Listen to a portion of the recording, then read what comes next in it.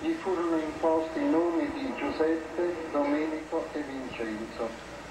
And now Cardinal Poletti begins to read a short biography of Joseph Giaccardo, who was born in the village of Narzoli in the Diocese of Alba and was baptized the same day, June 13, 1896. His parents were farmers of modest means, but rich in spiritual values. And from his childhood the boy showed an inclination for prayer and became a hard-working and diligent altar boy. He received First Communion earlier than most boys his age and was confirmed on September 12, 1908. Meanwhile, he had attended the local elementary school and, having already met the future founder of the Pauline family, Father James Alberione, he decided to enter the Alba Seminary with some financial assistance from Father Alberione. He was a model student, intelligent, diligent, well-behaved, right through his academic career. Perhaps a little bit overly emotional, but he worked hard to find a balance in his life to acquire human maturity and spiritual freedom. In 1909, guided by his spiritual director, Joseph professed the vow of chastity. He was vested with the clerical cassock in 1912, but 3 years later he was drafted into the army, for a month only, however, as his health was judged insufficient for army life. With the bishop's consent, he left the seminary some time later and became part of the Infant Society of St. Paul. He was ordained on October 19 in the year 1919, a joyful event which was clouded by the death of his mother on October 28. She had been ill for a long time, but had earnestly prayed that she might see her son a priest. As a member of the Society of St. Paul, Father Giaccardo made the Eucharist the center of his life. He was deeply devoted to Our Lady, preaching about her and writing about her as often as possible. On the evening of January 4, 1926, Father Alberione sent Father Giaccardo, he had taken the name Timothy in religion, to Rome, saying, "I am sending you to Rome because of your love for the Pope and for your fidelity to him." Later, Father Giaccardo would write, "I never had missions of initiative, but was called to educate, to plant, to engraft our Society of St. Paul into the Church of Rome, upon the Rock of Peter, and in the apostolic spirit of St. Paul. I have witnessed God patiently at work with human means, helping me carry out this ministry in the midst of great difficulties. From Alba comes life, from Rome government and example." Father Timothy returned to Alba in 1936, where he was not just superior, but the very heart and soul of the new congregation. He was exemplary in his fidelity to the founder and his docility to him. He wrote, "Now I seem to see better and perceive this second ministry, to conserve, interpret, inculcate, pass on, and spread the spirit and directives of the founder, and I accept this in a spirit of humility and with a docile, loving, and sincere heart."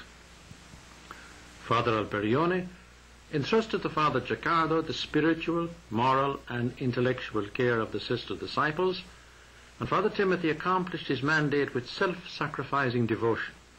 He was totally dedicated to his duty, and especially when the new group found great difficulty in its efforts to be juridically recognized and approved as a foundation separate from the Daughters of St. Paul.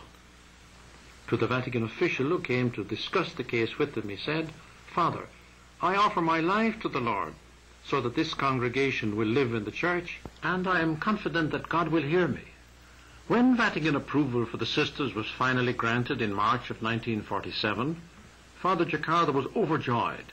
He exclaimed, "God heard my prayer and paradise is waiting for me. I have to prepare myself to go there soon."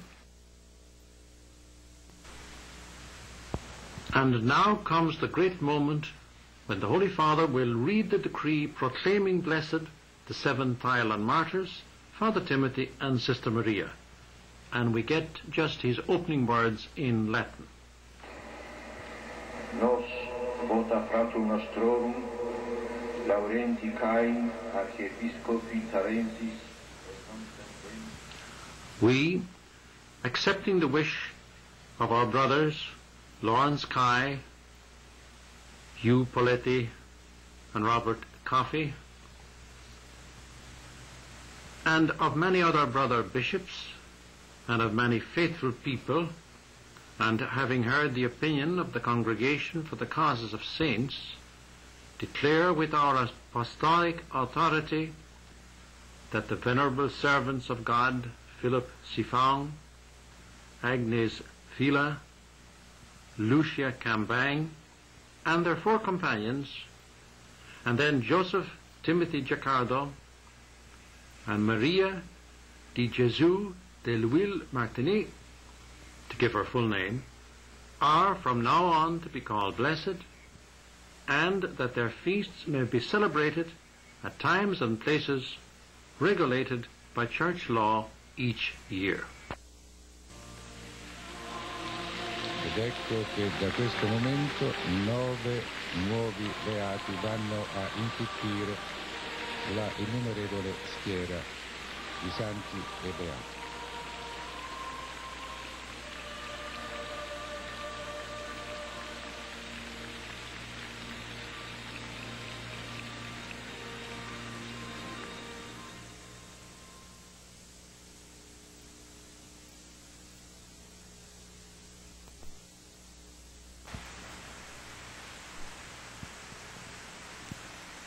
And at this stage we're going to see some photos and other reminders of Blessed Giaccardo, first taken with Father Alberione, founder of the Pauline family.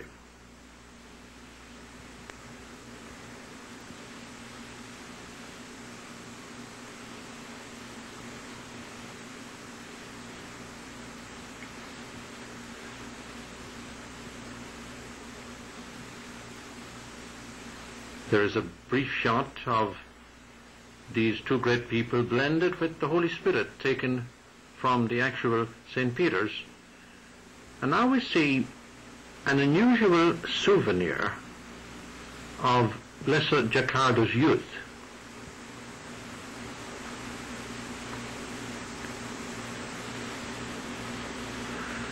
This is his official card or pass as a member of the press in those days. He is the first journalist beatified by the Church, and this press pass goes back to 1932. It was one of the many regulations of the then fascist regime.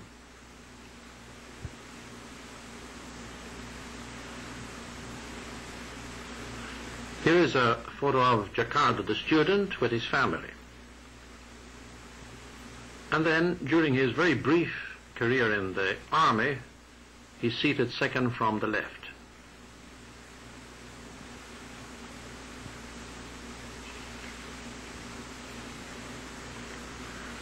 Now, this photo shows him present at the laying of the foundation stone of the Queen of Apostles shrine in Rome, and that was in 1947.